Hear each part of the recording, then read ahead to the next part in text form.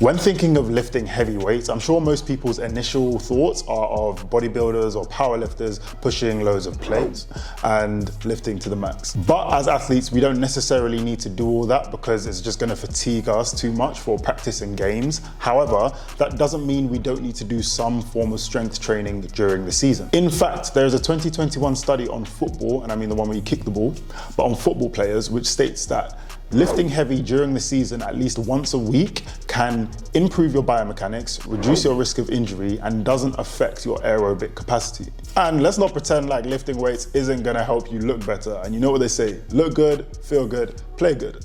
Plus, you'll get some good content out of the deal too. So, what's the best way to lift during the season?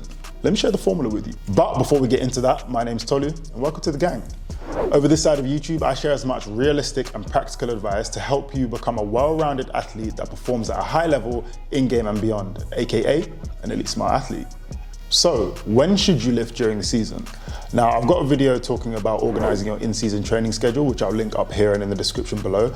But to summarize what I said in there, if you find your weight room sessions intense, then I would suggest doing it on a day where you also have something else intense, like a game or a tough practice. But if you find them easier, then I would suggest doing it on a day where you do something that's a bit less intense, like maybe a shoot around or an active recovery workout. So now, more importantly, what should you be focusing on in the weight room? During the off season, you should have been focusing on trying to get stronger and more powerful. And then that following season, the aim should be to maintain that level of strength and power that you achieved in that previous off season. Then after the season finishes, you should be at a level where you can now make bigger improvements heading into the following off season. And then you're at a higher level the following season, and so on and so forth. You just keep on improving season by season. In the weight room, it's easy to tell whether you're maintaining or not because you should be able to either lift the same amount of weight or do the same amount of reps on a certain exercise. However, you don't want to be lifting to the point of soreness whereby you are not feeling fresh enough for games. I think you should also be focusing on being a more durable athlete, i.e. improving your injury prevention qualities. In sport, some injuries are unavoidable, like landing on someone's foot. That's just a wrong place, wrong time kind of situation. But there are others which are a bit more avoidable, and you can at least train your athletic qualities to be able to avoid them. For example,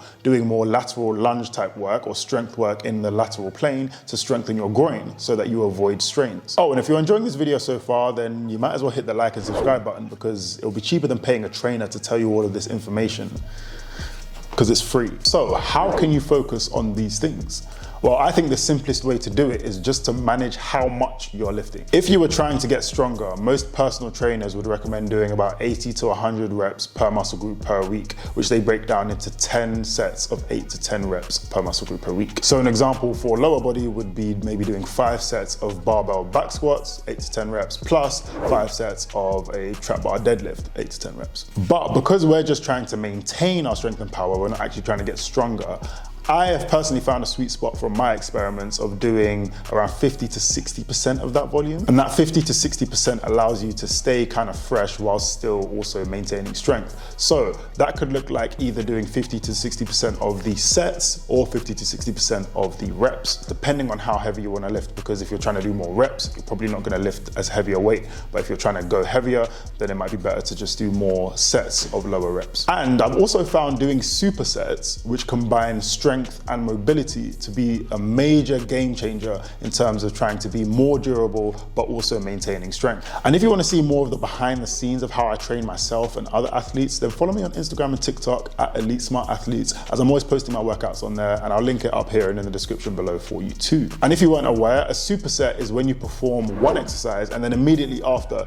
you perform another exercise, and then you have a break, and then you repeat. So you do the 2 exercises back to back before having a break. So by performing a mobility exercise as part of a superset, you essentially prime that muscle group for the following strength exercise in the next set. And it also simultaneously helps to kind of begin the recovery process because you start to work through different ranges of motion whilst training the muscle group. And mobility doesn't necessarily mean stretching either. So for example, when I'm training my shoulders, I like to do a landmine press and then I follow it with a band pull-apart series. Now, these band pull-aparts look like they're not the most difficult exercise, but trust me, it really does hit the different heads of the shoulder. So for one, I feel like it could be the strength exercise alone, but because I do these pull-aparts as a series of different variations, then it also helps me to work through the range of motion through my rotator cuff in my shoulder. And this is of particular importance to me personally because I dislocated my right shoulder back in 2019, so I don't want that to happen again, so I'm training it not to. And if you didn't know, and I don't know why you would, like I'm just a random guy on YouTube, but my sports performance journey started back in 2015 after watching episode 7 of the 10,000 Hour series. And that was when Devin Williams brought his cousin, Cornell Jenkins, aka the sports physicist, onto the episode. And in that episode, I remember he said a specific quote about stretch, fire, in terms of everything he does with his athletes. I think one of the biggest things is fluidity. You know, the fact that everything that we do is stretch, fire, you know, he's getting stronger, but he's still maintaining his range of motion. So a lot of times when you go on lift, you know, a lot of heavy weights, your shot is off, your touch is off, your muscles are compressed and tighter. So, you know, you can't really shoot. But this, I mean, you could come here, do a few sets and still be good because it elongates the muscle as opposed to compressing it.